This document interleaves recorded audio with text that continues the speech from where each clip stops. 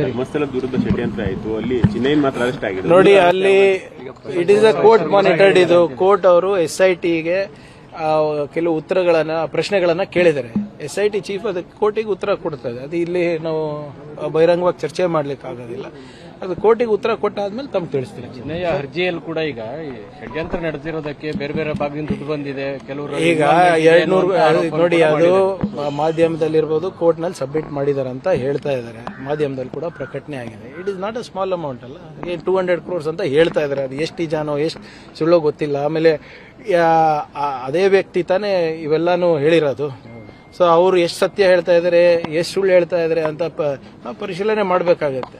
ಈ ಕೋರ್ಟ್ ಅವರು SIT chief ಉತ್ತರ ಕೊಡಕ್ಕೆ ಹೇಳಿದ್ದಾರೆ. ಅಲ್ಲಿ ಕೊಟ್ಟಾದ್ಮೇಲೆ ತಮ್ಮ ಮುಂದೆ ಬರ್ತಾರೆ. ಈ ಧರ್ಮಸ್ಥಳದ ಮೈಕ್ರೋ ಫೈನಾನ್ಸ್ ವಿಚಾರದಲ್ಲಿ ಲಾಸ್ಟ್ ಟೈಮ್ ಸರ್ಕಾರ ಒಂದು ಆಕ್ಟ್ ಕೂಡ ತಂದು ಕಾನೂನೆಲ್ಲ ಇದು ಮಾಡಿದ್ರು. ಆದ್ರೆ ಇದುವರೆಗೂ ಕೂಡ ಧರ್ಮಸ್ಥಳ ಸಂಘದವರು ಯಾವ್ದನ್ನ ಅದನ್ನ ಫಾಲೋ ಮಾಡ್ತಾ ಇಲ್ಲ.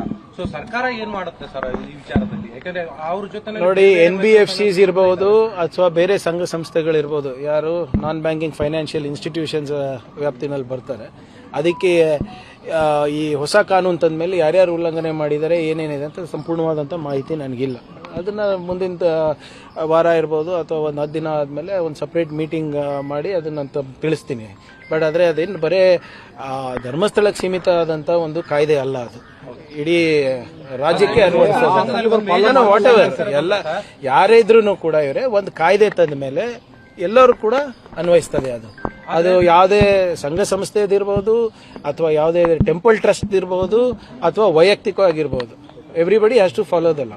ಆದ್ರೆ ಧರ್ಮಸ್ಥಳ ಸಂಘದಲ್ಲಿ 106 ಕೋಟಿ ರೂಪಾಯಿ ಕ್ಯಾಶ್ ಟ್ರಾನ್ಸಾಕ್ಷನ್ ಆಗ್ತಾ ಇದೆ ಸರ್. ಯಾಕಂದ್ರೆ ಯಾರ ಹತ್ರನೂ ಅವರು ಆನ್ಲೈನ್ ಪೇಮೆಂಟ್ ತಗೊಳ್ತಾ ಇಲ್ಲ. ಅದೇ ಏನಿದ್ರು ಕೂಡ ಅದು ತನಿಖೆ ಮಾಡ್ಬೇಕಲ್ಲ. ಯಾಕಂದ್ರೆ ಕಂಪ್ಲೇಂಟ್ ಏನಿದೆ ಅಂತ ಅದು ಸಂಪೂರ್ಣ ಮಾಹಿತಿ ನನಗಿಲ್ಲ. ಈಗ ತಾವು ಹೇಳಿದ್ಮೇಲೆ ನನ್ಗೆ ಗೊತ್ತಾಗಿರೋದು. Will check on it. But ಒಂದು ಕಾಯ್ದೆ ತಂದ ಮೇಲೆ it is not limited to an individual or one particular institution. ಅದು ಎಲ್ಲರಿಗೂ ಅನ್ವಯಿಸ್ತದೆ. ಅದು ಬಿಟ್ಕಾಯಿನ್ ಏನು ಪ್ರಕರಣ ಇಲ್ಲಿ ನೋಡೋಣ ಇವರೇ, ಇನ್ನ ಅದು ಇಡಿದಿದೆ. ನಮ್ಮ ವ್ಯಾಪ್ತಿನಲ್ಲಿ ಇಲ್ಲ. ಅವ್ರು ಏನ್ ಚಾರ್ಜ್ ಶೀಟ್ ಹಾಕಿದ್ದಾರೆ ಅದು ನಮ್ಮ ವ್ಯಾಪ್ತಿಗೆ ಬರೋದಿಲ್ಲ. ಆದ್ರೆ ನಮ್ಮ ಈಗೇನು ಕ್ಯಾಬಿನೆಟ್ ಸಬ್ ಕಮಿಟಿ ಒಂದು ರಚನೆ ಮಾಡಿಬಿಟ್ಟು ಕೆಲವು ಕೇಸಸ್ ಅನ್ನ ಹಿಂದಿನ ಮುಖ್ಯಮಂತ್ರಿ, ಹಿಂದಿನ ಉಪಮುಖ್ಯಮಂತ್ರಿಗಳು ಅದು ಉಪಸಮಿತಿ ಅಧ್ಯಕ್ಷರಿದ್ರು. ಈಗ ಅದನ್ನ ಪುನರ್ರಚನೆ ಮಾಡಬೇಕು ಅಥವಾ ಅದನ್ನ ಅಲ್ಲೇ ನಿಲ್ಲಿಸ್ಬಿಟ್ಟು ಅದಕ್ಕೆ ಸೂಕ್ತವಾದಂತಹ ಕ್ರಮ ತಗೋಬೇಕು ಅಂದ್ಬಿಟ್ಟು ಮಾನ್ಯ ಮುಖ್ಯಮಂತ್ರಿಗಳ ತೀರ್ಮಾನ ಆದ್ಮೇಲೆ ನಾನು ನಿಮಗೆ ಹೇಳಿಕ್ಕೆ ಆಗ್ಬೋದು.